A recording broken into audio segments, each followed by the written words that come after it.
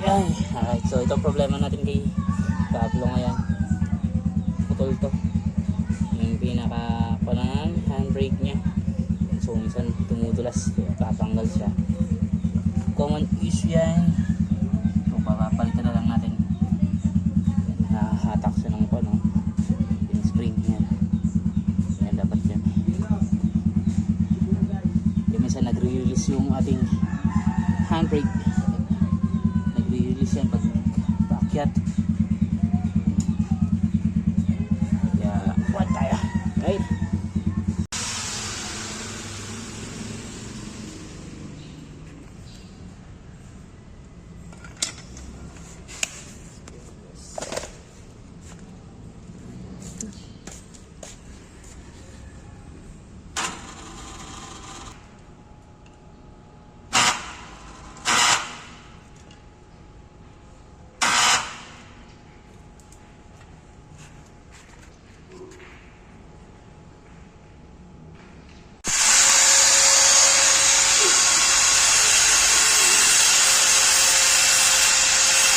Kung kabitan. Ayan. So ngayon okay na. Kasi naputol to. Kailan kaya pinapalitan ko na lang.